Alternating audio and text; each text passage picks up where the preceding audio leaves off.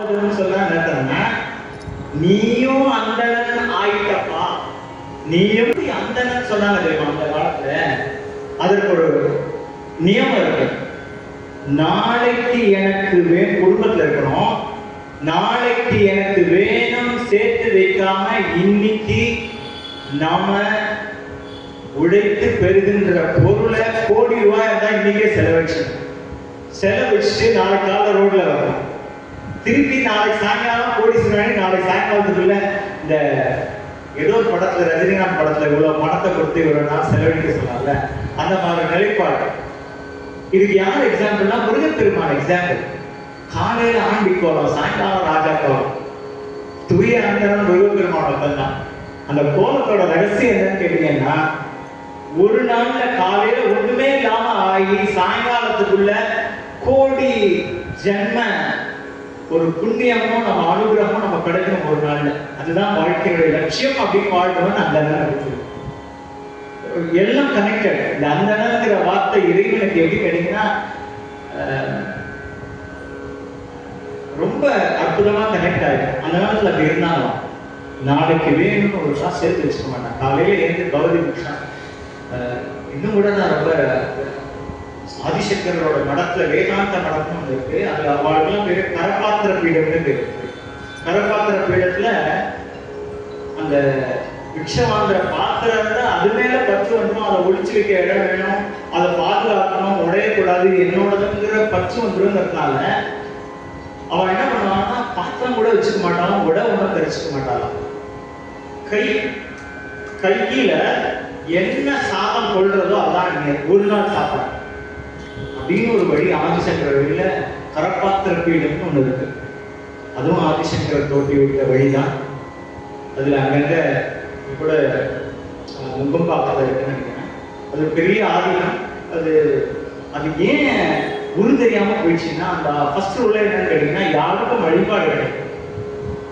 யாரையும் சிவலிங்கம் வச்சு சமாதி கட்டி போட்டது இல்லாதனால அது காணாம போயிடுச்சு.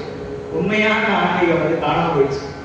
அந்த ஏதோ ஒருத்தர் ரெண்டு பேர் இப்படி கனெக்ட் ஆகி ஒரு சில அந்த கரபாத்திர பீடம்னு எங்கேயோ புத்தாலத்துல ஒன்று இருக்கு எங்க கிராமத்துக்கு பக்கத்துல, அதுக்கு போயிருக்கேன்.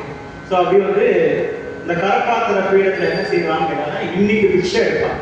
இன்னைக்கு பிக்ஷையும் கேட்டா ஒரே வீட்டுல பிக்ஷை, ஒரு தரம் பிக்ஷை, அதுல என்ன ஒரு தரத்துல விழுதோ அதெல்லாம்.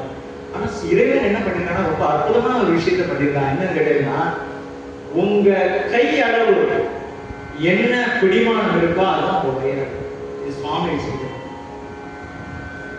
உங்க கை சேர்த்து எல்லாம் குவிச்சேன்னா, ஒரு குழந்தை கறி குவிச்சு அந்த குவிச்சுல என்ன சாத விழுதோ அந்த வயிறுக்கு அதுதான் சாதம். அதுக்கு மேல குடம் தொத்தி விடும், பெருசாயிடும், பானையாயிடும் வயிறு. அப்ப இந்த கையை ஏறி சாப்பிட்டா ஒரு நாளைக்கு அவளுக்கு பசிக்க. நமக்கு ஏன் 2 மணி நேரத்துக்கு ஒரு தடவை படிக்கிறாங்கன்னா, மூளையினால விரயம், சிந்தனை ஓடிக்கிட்டே இருக்கு. தேவையில்லாம நேற்றுக்கு ஓடுறது, நாளைக்கு பண்றது, அதுன்னு தேவையில்லாம சிந்தனை ஓட்டம் உள்ள மிஷின் ஓடிக்கிட்டே தான் பெட்ரோல் தீர்ந்துட்டே வருது. அவங்களுக்கு ஓட்டமே இருக்காது, என்ன ஓட்டமே இருக்காது. ஏன் கேட்டீங்கன்னா, என்ன ஓட்டத்துக்கான வேலையே இல்லை. அவன் பார்த்துப்பான். பறவைகள், ஒரே விஷயம் சொல்றேன், பறவைகள், விலங்குகள், மற்ற உயிரினங்கள் எல்லாம் நாளைக்கு வேணும் இல்லவே இல்லை. அது இறைவன் பார்த்துப்பான், ஜாலியா இருக்கு, அதுக்கு எல்லாம் கிடைக்குது. நம்ம என்ன பண்றோம்னா, என்னைக்கு நம்ம பதுக்க ஆரம்பிச்சோம் நம்ம பிச்சைக்காரன். ஏன்னா உணவு வேணும்னு எந்த விலங்கும் தேடினதில்லை, எந்த பறவைகளும் தேடினதில்லை, இறைவன் கொடுப்பாங்கிற நம்பிக்கையில இருக்கு. மனிதன் ஒருத்தர் தான் சுயநலத்துல எனக்கு வேணும் சேர்த்து வைக்க ஆரம்பிச்சான், பதுக்க ஆரம்பிச்சான். அதை வச்சு அவன் மனிதனை அடிமையாக்கினா, அதனால பிரச்சனை வந்து. இல்லைன்னா இந்த ஓட்டத்துக்கு வேலையே ரொம்ப we all came from the best life to the worst life, going to the worst life. கிராமத்துல 15-20 பிள்ளைங்களை பெற்றுட்டு வயல்ல விளையும், வீட்டு கொல்லையில வாழை மரம் காய்க்கும், காய்கறி இருக்கும், காசுங்கிற ஒண்ணுக்கு தேவையே இல்லாம வாழ்ந்த காலத்துல கொஞ்சம் எண்ட் ஆஃப் த லைஃப் நான் கொஞ்சம் பார்த்துருக்கேன். அதனால சொல்றேன், அப்படி வாழ்ந்த காலம் இருந்து கொஞ்சோடு நான் பார்த்துருக்கேன், முழுமையை பார்க்கேன். கொல்லையில வாழைக்காய், பசுமாடு, பால் வேணுமா பசுமாடு இருக்கும், வாழைப்பழம் இருக்கும், காய்கறி விளையும், வயல்ல இருந்து நெல் வரும். ஒரு சில வீட்டுல இருந்து சொந்த ஒவ்வொரு வீட்டுக்கும் அரிசி போகும். அப்படிலாம் பார்த்துருக்கேன் கிராமத்துல இருந்து. எதுக்குமே காசு கிடையாது.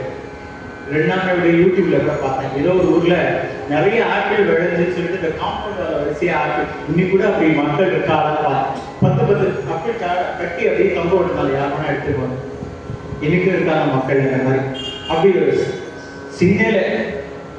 திண்ணையில வாசல்ல திண்ணை வச்ச காலம் போய் ரோட்ல இருந்து 5 அடி எடுத்து நம்ம காம்பவுண்ட் பார்த்துக்கிறோம். காலத்தை பார்க்கறோம்ல, வீட்டுல இருந்து 5 அடி உள்ள தள்ளி காம்பவுண்ட் போட்டு டோர் அதுக்கப்புறம் போட்டு திண்ணை போட்டு யாரானா அந்த படுத்துக்கிற காலம் போய் ரோட ஒட்டி பில்டிங் கட்டி ரோடுக்கு அப்புறம் ஒரு ஸ்லோ போட்டு அதுல இருந்து ஒரு 10 அடி எடுத்து காம்பவுண்ட் போட்டு ரோடும் இன்னொரு சொல்ற வாய்க்கணும் இல்லையா?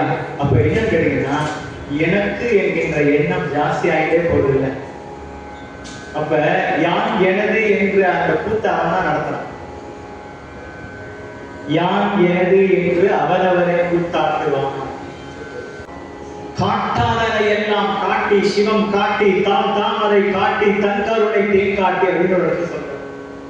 அப்படின்னா எவ்வளவு பார்த்துருக்கோம் மணிவாசகர்.